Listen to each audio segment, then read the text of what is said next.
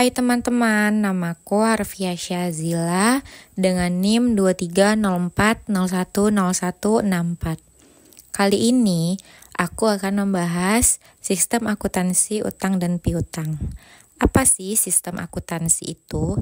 Sistem akuntansi adalah suatu organisasi yang digunakan untuk merangkum semua kegiatan dan transaksi perusahaan guna menghasilkan informasi yang diperlukan oleh manajemen sebagai alat pengawasan demi kelancaran aktivitas perusahaan di masa yang akan datang. Sistem akuntansi terdiri atas metode dan catatan yang ditetapkan untuk mengidentifikasi, merangkai, menganalisis, menggolongkan, mencatat, dan melaporkan transaksi-transaksi perusahaan dan untuk memelihara akuntabilitas aktiva dan kewajiban yang terikat. Sistem akuntansi utang. Utang dapat terjadi karena adanya pembelian yang dilakukan secara kredit. Dalam sistem akuntansi utang, akan diuraikan tentang sistem pencatatan utang dan distribusi pembelian. Pada pencatatan utang ada dua macam, yaitu Account Payable Procedure. Dokumen yang digunakan, faktur pembelian dari pemasok dan kwitansi pembayaran utang. Catatan akuntansi yang digunakan, jurnal pembelian, kartu utang, jurnal pengeluaran kas, dan jurnal retur pembelian. Prosedur pencatatan utang atau Account Payable Procedure dimulai dari faktur pembelian diterima dicatat dalam jurnal pembelian, posting atas dasar jurnal pembelian pada kartu utang, pada saat pembayaran cek dicatat pada jurnal pengeluaran kas, posting pengeluaran kas saat terjadi retur pembelian dicatat pada jurnal retur pembelian dan posting. Berikut ada flowchart-nya. Yang pertama itu faktur, lalu jurnal pembelian, lalu transaksi pembelian. Kwitansi, jurnal pengeluaran kas, kartu utang, lalu transaksi pembayaran utang. Yang kedua, Voucher Payable Procedure. Dokumen yang digunakan adalah bukti kas keluar. Catatan akuntansi yang digunakan berupa register bukti kas keluar dan register cek. Prosedur pencatatan utang ada dua, yaitu One-Time Voucher Procedures. Pada case basic faktur, yang diterima akan disimpan sementara oleh bagian akuntansi.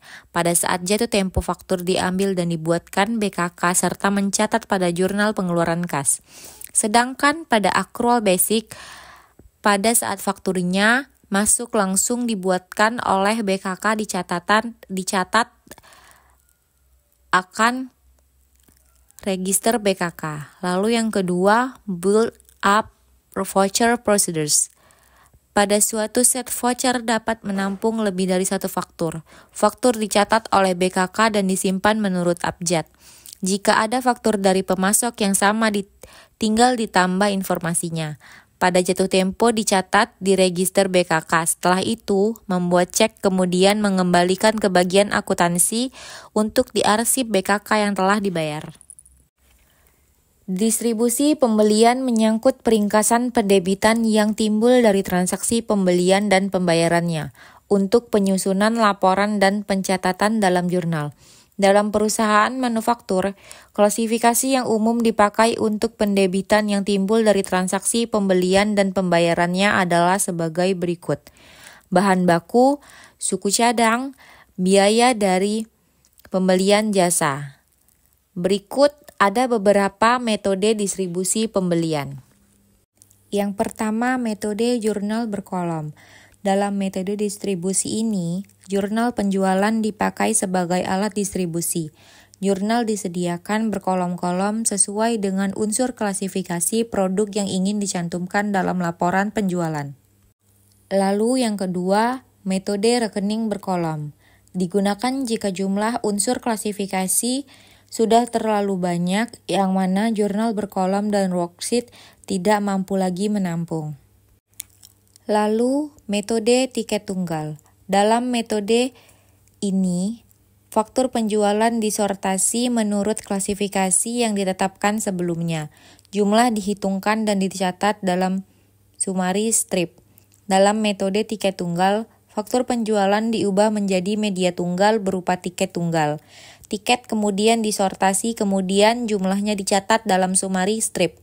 Dalam summary strip, dibuatlah laporan penjualan. Lalu yang terakhir, metode distribusi dengan komputer. Dengan menggunakan komputer, kita hanya perlu menggunakan kode yang benar pada transaksi penjualan yang terjadi, sesuai dengan klasifikasi yang dikehendaki dalam laporan. Penggunaan komputer dalam distribusi penjualan akan mengurangi kegiatan clerical. Akan tetapi, penghematan dalam pemrosesan akan lebih baik jika transaksi setiap harinya cukup banyak. Sistem akuntansi piutang. Apa sih sistem akuntansi piutang? Akuntansi piutang adalah prosedur mencatat mutasi piutang perusahaan kepada setiap debitur. Piutang merupakan tagihan kepada pihak lain yang muncul karena melakukan pemberian pinjaman ataupun melakukan penjualan secara kredit. Prosedur pencatatan piutang bertujuan untuk mencatat mutasi adanya piutang yang dilakukan oleh pelanggan.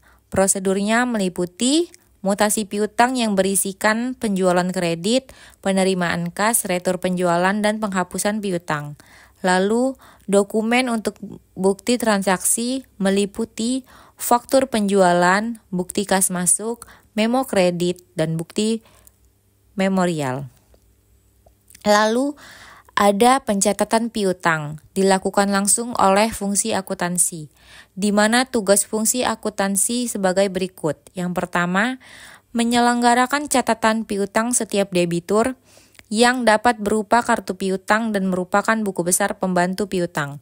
Lalu yang kedua, menghasilkan pernyataan piutang secara periodik dan mengirimkannya pada debitur. Lalu yang ketiga, membuat daftar analisa umur piutang setiap periode. Catatan akuntansi piutang terdiri dari jurnal penjualan, jurnal retur penjualan, jurnal umum, jurnal penerimaan kas, dan kartu piutang.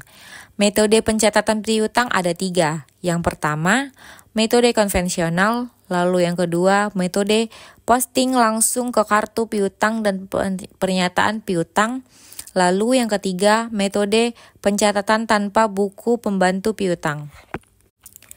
Prosedur pernyataan piutang yaitu pernyataan saldo akhir, lalu pernyataan satuan, pernyataan saldo berjalan dengan rekening konvensional, lalu pernyataan faktur yang belum dilunasi atau dibayar. Metode distribusi penjualan langkahnya sebagai berikut. Membuat jurnal, membuat laporan yang menunjukkan jumlah masing-masing klasifikasi, membuat daftar berkolom. Lalu ada beberapa macam metode distribusi penjualan.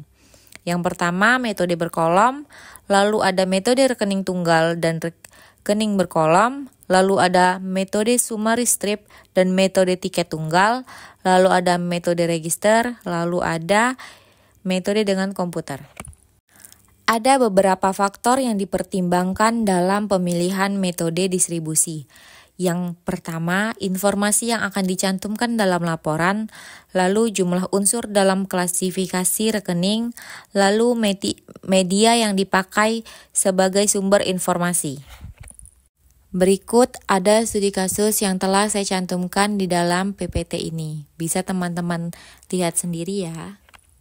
Baiklah, itu saja yang dapat saya sampaikan. Terima kasih teman-teman. Jangan lupa di like and comment ya.